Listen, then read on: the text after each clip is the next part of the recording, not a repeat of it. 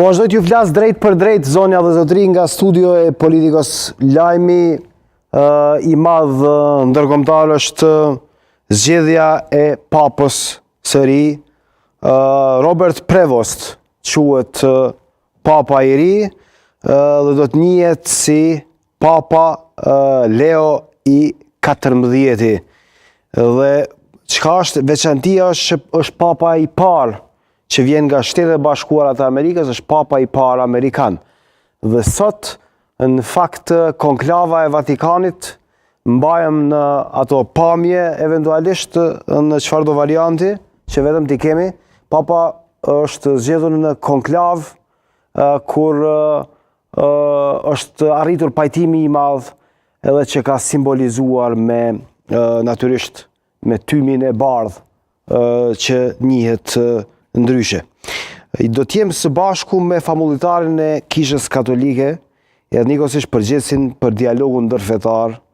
Don Mikel Sopin, në lidhje të drejtë për drejtë, dhe me Don Mikelin do ta kontekstualizojmë këtë zhvillim të jashtëzakonshëm ndërkombëtar. Don Mikel, mirëmbrëma dhe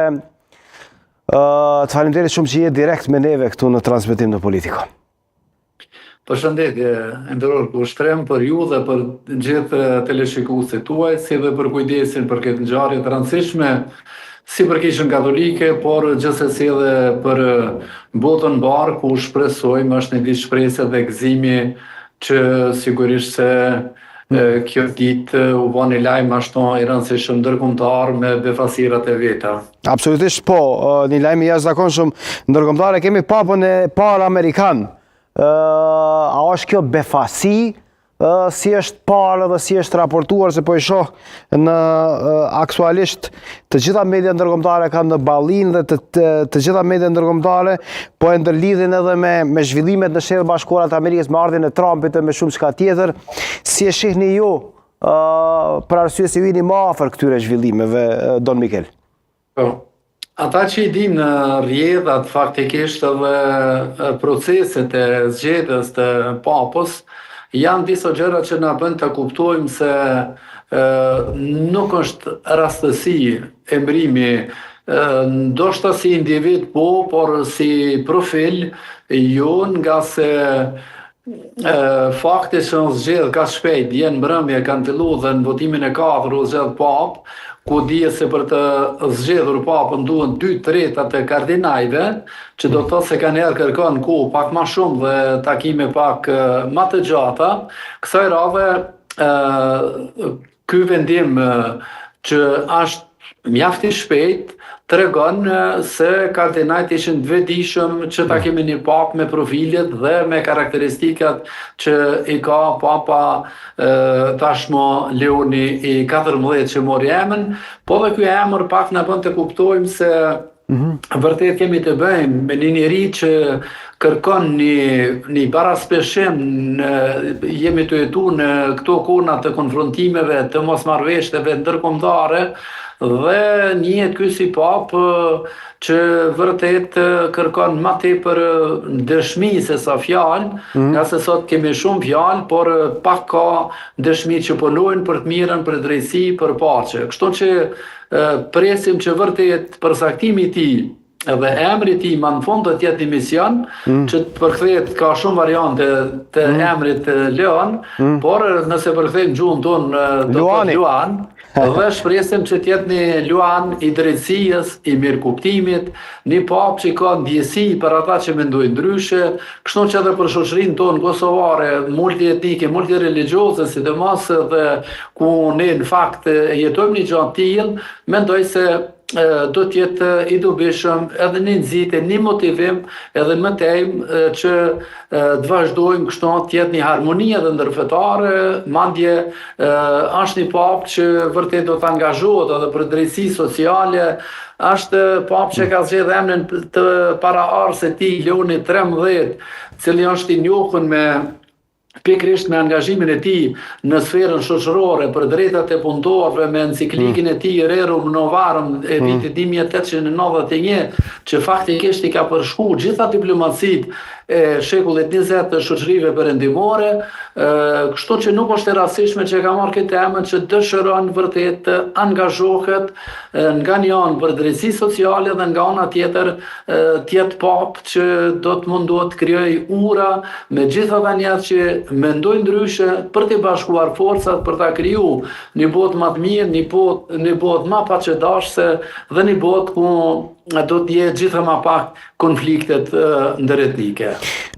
Don Mikel, t'japim pak një background për shikuesit me që jemi direkt dhe jemi natyrisht krejt pak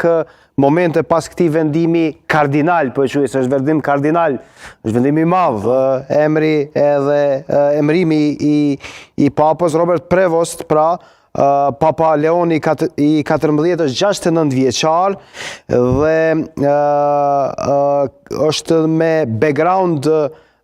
spanjoll, francez dhe italian. Dhe në vitin 1982 ka nisur të shërbej, më pastaj ka shkuar në shërbes në Peru për 3 vjet në Amerikën Latine, jo për 3 vjet, po për 10 vjet, po thot. Këtu më pastaj është rikthyer dhe ka patur një shërbes të jashtëzakonshme në raport me Kishën Katolike në periudha të ndryshme kohore edhe në vende të ndryshme. Në Shtetet Bashkuara të Amerikës është i lindur në Chicago, pra në vitin 1955. Duke e ditur, Don Mikel, që Kosova pa konkurrencë është, edhe shqiptarët pa konkurrencë në Evropë janë më pro-amerikanët, kur është një papë që është amerikan, a do të thotë që do të thotë që Kosova dhe shqiptarët në përgjithësi do të mund të shpresojnë në ndihmesën e papës, qoftë në një lëvizje kapitale që do të thoshte njohja e pavarësisë Kosovës? Gjithsesi se jemi të bekuar që raportet që i kemi aq miqësore me Shtetet e Bashkuara të Amerikës që kanë treguar aq kujdes për vendin tonë dhe sigurisht se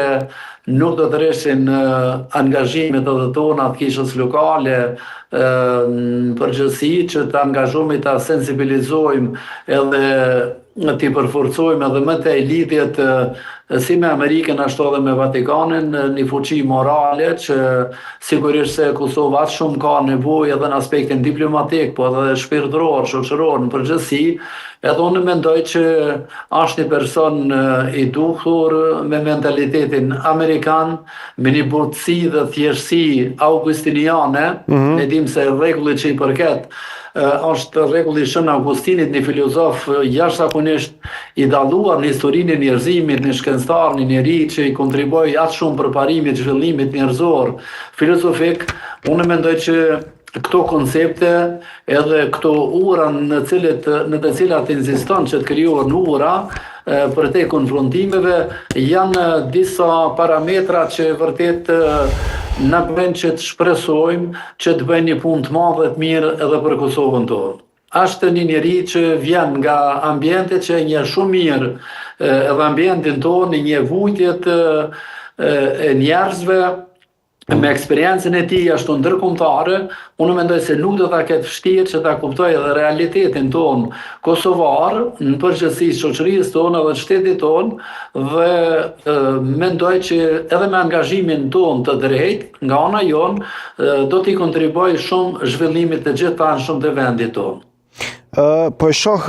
pikpamjet e Papa Leonit të shpalosura më herët si kardinal edhe natyrisht qëndrimet e tij në raport me shumë tema që o preokupojnë botën, po cilësohet si një lloj vazhdimësie e Papa Franceskut në pozicionimin e tij në tema të ndryshme, sikur që janë trajtimi i emigrantëve, trajtimi të varfërve, çështjeve ambientaliste. Don Mikel, po raportohet që si kardinal ka patur një përplasje qëndrimesh dhe pozicionesh me nën presidentin e Shtetet Bashkuara të Amerikës, J.D. Vance, pra nuk është që ka qëndruar i tërhequr, ka ditur të pozicionohet edhe ta ngrit zërin edhe kur ka qenë në pyetje politika e lartë dhe edhe qëndrimi i zyrtarit i Shteteve të Bashkuara të Amerikës?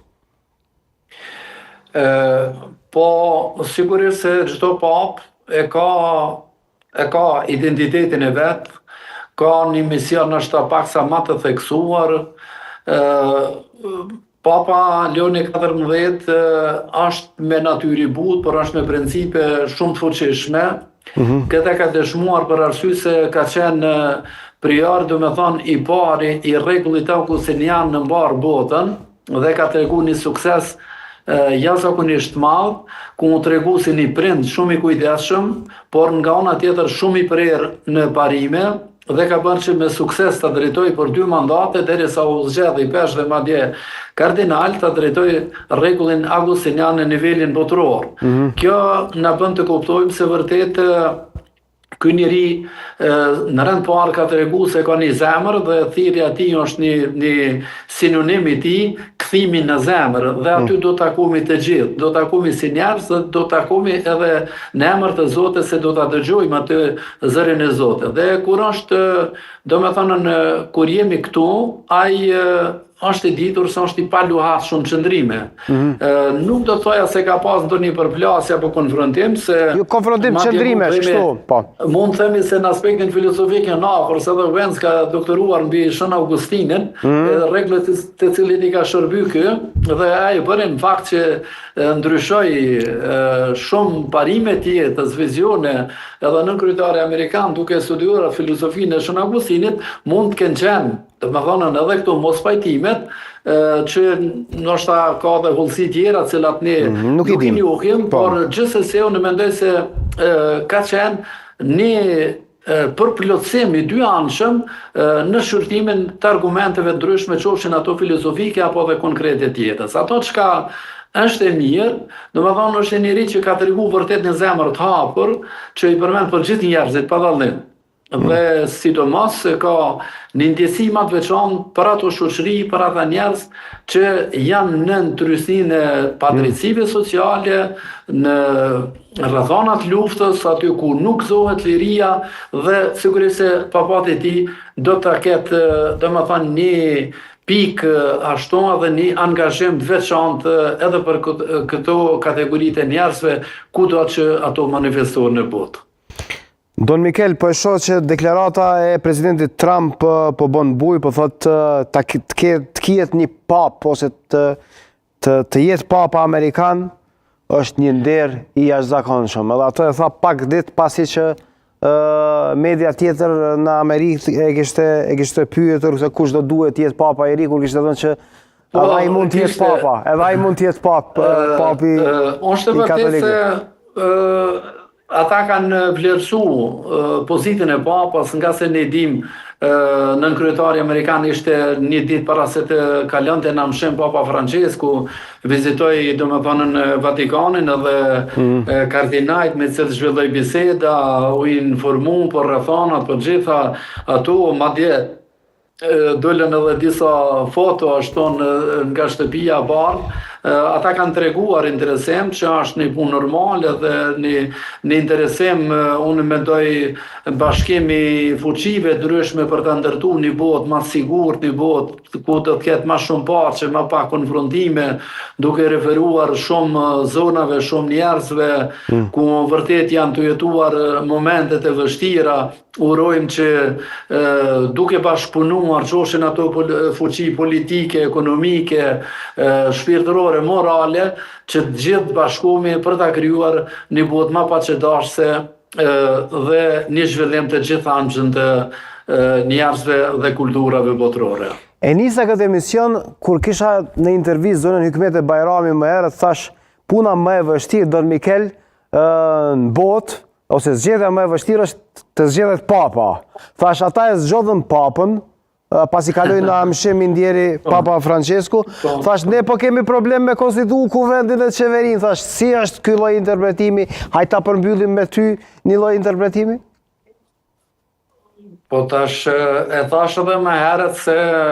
vërtet përgjegjësia për njerëzit që presin në zgjidhjet e tilla i ka shtyr kardinajt që sa më parë të unifikohen. Po çka është problemi fakti që tëra? kanë zgjedhë- Pse ne s'po mund të unifikohemi? Pse politika në Kosovë s'po mund të unifikohet? Po tash nështë duhet t'i pyetni njerëzit që janë ma Jo, nga kompetent, këndvështrimi yt po e quaj, se ata i pyesën për ditë. Po nuk e di, ne mund të thojmë ato që ka po shohim se është një punë jo e mirë. Ne duhet të kemi ndjesi pak ma shumë, një përgjithësi, problemet janë thellu viteve të fundit, dekadat e fundit, ku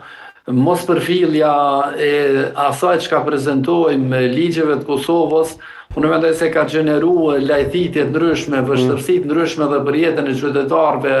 të thjeshtë, dhe mendoj që është momenti i fundit dhe që vetë të bëjmë një zgjidhje, jo që të tjerë më në detyru me dashtë vendin, jo që të tjerë më në detyru me i përfill detyret, obligimet, ligjet që në presin, por që të zgjohet nështë një përgjithësi